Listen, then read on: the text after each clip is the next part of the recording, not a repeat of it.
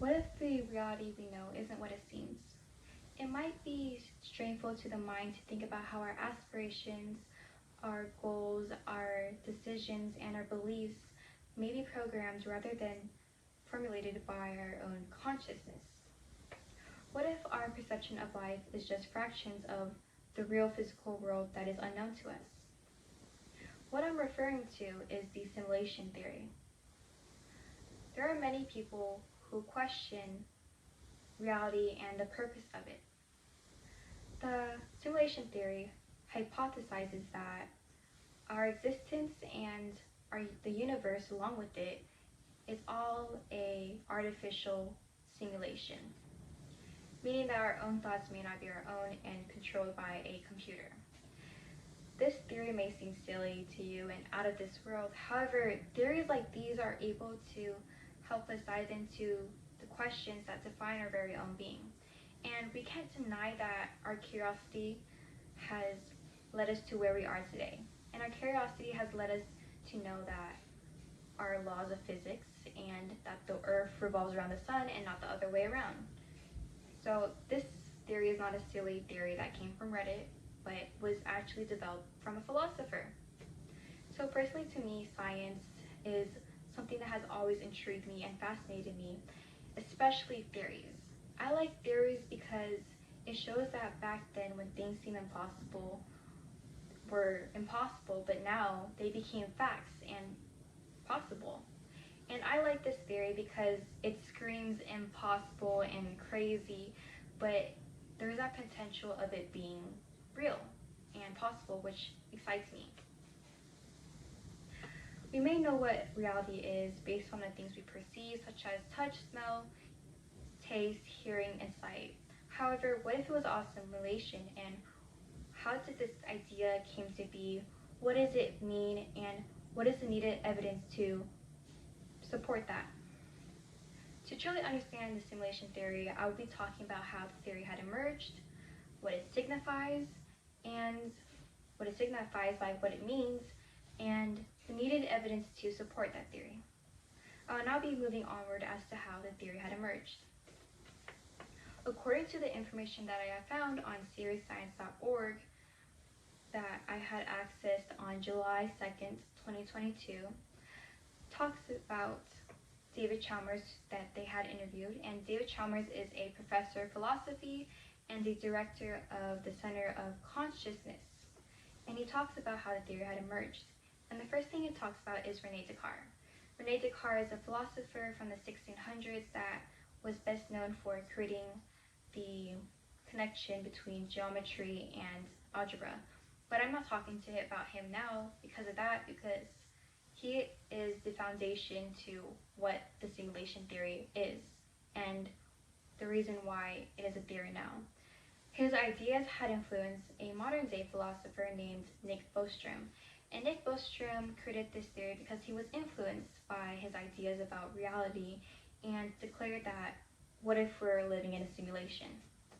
And other philosophers had also liked this idea, and if you were to ask the philosopher now, they would most likely say, we are most likely living in an illusion, and that if we are living in a simulation, we wouldn't know if we're living in a simulation because we are in that simulation, because the things we see are the reality we know, but it may not be the reality that it is from the external world. So now that I've told you about the emergence of the theory, I'll be now talking about what the theory is. Roten.com, the website for tech hubs, that was last updated on April 18, 2021, and that I had access on July 2nd, 2021, talks about what the theory is. And the first thing they talk about is René Descartes and René Descartes' ideas and what they actually were.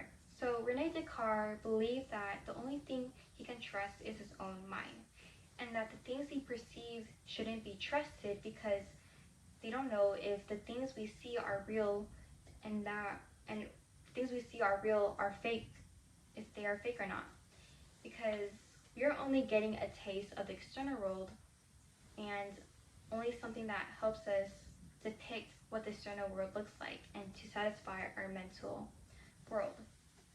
So we don't know if we're hallucinating the things we see, so we don't truly know how or what the external world looks like and what it is.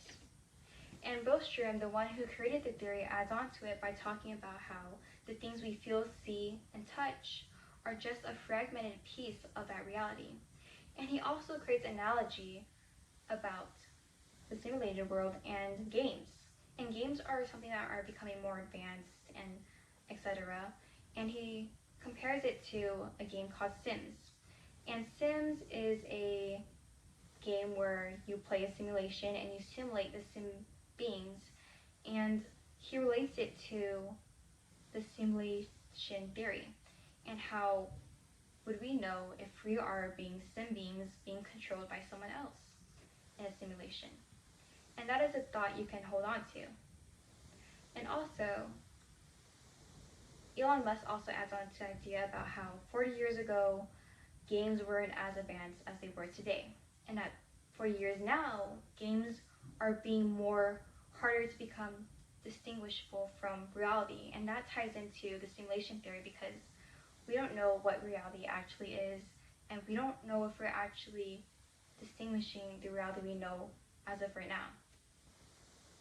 So now that I've talked about what the simulation theory is, I'll be talking about what the needed evidence is to be able to prove that theory.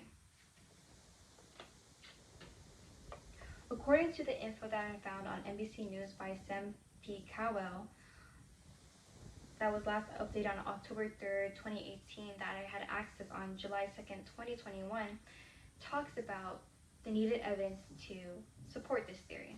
And the first thing that is talked about is a physicist from Michigan talking about how we can find evidence by looking for the mathematical structure of the simulation, meaning that we have to look for artifacts that go against our own reality that we know of. So basically a bug.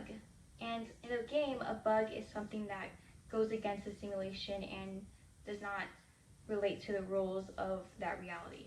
So basically finding a artifact that has flaws, that goes against our sense of reality, such as finding a artifact that doesn't change no matter what variable you put on it, or an everlasting object that has everlasting effects, because in our world we know that nothing ever lasts. So basically finding flaws in an artifact that is unexplanatory and does not fit into our own world can be evidence that we are actually living in a simulated world. Now that I'm nearing towards my closure, I want to thank you for listening to the insight of what the simulation theory is. We may not know what reality is based on theories like the simulated theories and the things that are being discussed now, such as the origins, what it means, and the things that supports it by evidence. Hopefully I was able to help you understand what the simulation theory is by me discussing where the idea had come from, what it means, and what it conveys, and where our perception of life had come from, and the needed evidence to support this theory. Now it is up to you whether or not you support this theory. Your perception of reality, and particularly this speech, is up to you. The way your life is dependent on your choices and the way you perceive things. It is your life, or perhaps it's not, and you're just a puppet living in a world. Either way, it's your life, or is it?